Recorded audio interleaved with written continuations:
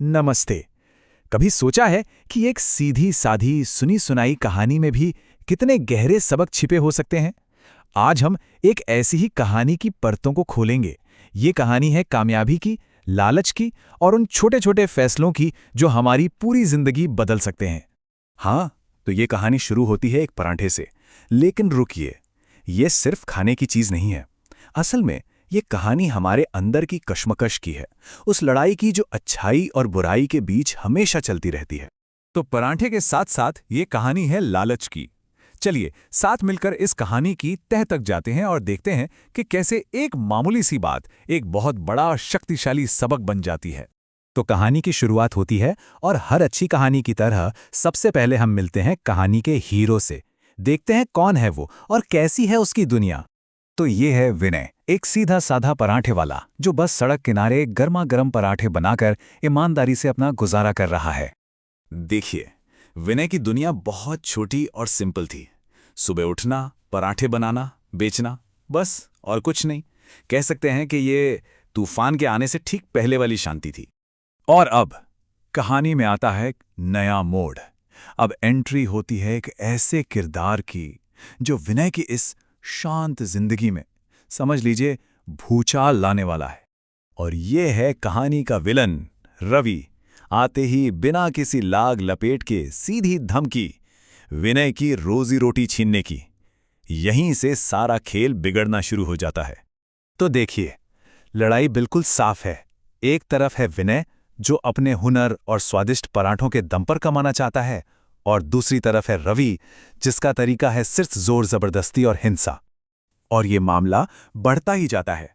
पहले रवि धमकाता है, पर जब लोग फिर भी विनय के पास जाते हैं तो वो गुंडों को ले आता है, और आखिर में बेचारे विनय की पिटाई भी हो जाती है। रवि उसे तोड़ने की हर मुमकिन कोशिश करता है। जरा सोचिए विनय की हालत। उसकी दुकान छिन गई, कमाई का जरिया बंद हो गया। अब वो अपने परिवार का पेट कैसे पालेगा? वो बेचारा पूरी तरह से टूट चुका था, हताश हो चुका था। लेकिन कहते हैं ना, जब सारे रास्ते बंद हो जाते हैं तभी कोई चमत्कार होता है। और विनय की कहानी में भी अब एक ऐसा ही जादुई, एक मैजिकल मोड़ आने वाला है। विनय रो रहा होता है और तभी राई के एक छोटे से पेड़ से एक रहस्यमयी आवाज आती है। एक ऐसी आवाज जो उसे उम्मीद की एक किरण दिखाती है, मदद का रास्ता दिखाती है। तो उसे मिलती हैं दो चीजें। पहली, जादुई राई, जिससे उसके पराठों का स्वाद ऐसा हो जाएगा कि कोई मुकाबला ही न कर पाए। और दूसरी, एक मजबूत डंडा अपनी हिफाजत के लिए। तो अब विनय के पास पावर आ चुकी है। उसने अपने बाहरी दुश्मन रवि को तो हरा दिया, पर अब असली लड़ाई शुरू होने वाली थी, अपने अंदर के दुश्मन से, यानी लालच से। तो विनय वापस आता है उसी जादुई डंडे के साथ। रवि और उसके गुंडों की अच्छी खासी धुनाई करता है और अपनी जगह वापस हासिल कर लेता है। सब लोग खुश होते हैं, उसकी वाहवाही होती है। और जादुई राय का तो कमाल ही अलग था। उसका काम ऐसा चला कि पूछिए मत। और दाम वही पुराना ईमानदार दाम, सिर्फ 30 रुपए। पर जब पैसा और शोहरत आते हैं तो साथ में एक और चीज आती है, लालच।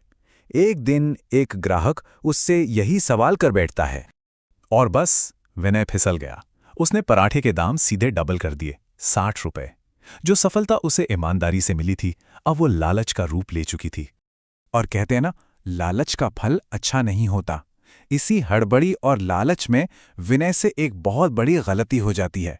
वो गलती से सारी की सारी बची हुई जादुई राई एक ही मसाले के डिब्बे में गिरा देता है।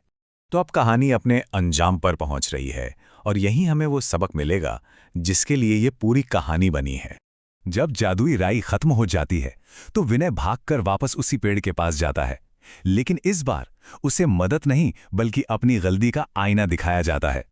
पेड़ साफ साफ कह देता है कि अब उसे और जादुई राई नहीं मिलेगी, क्योंकि वो तोहफा उसकी मदद के लिए था, उसके लालच को बढ़ाने के लिए नहीं।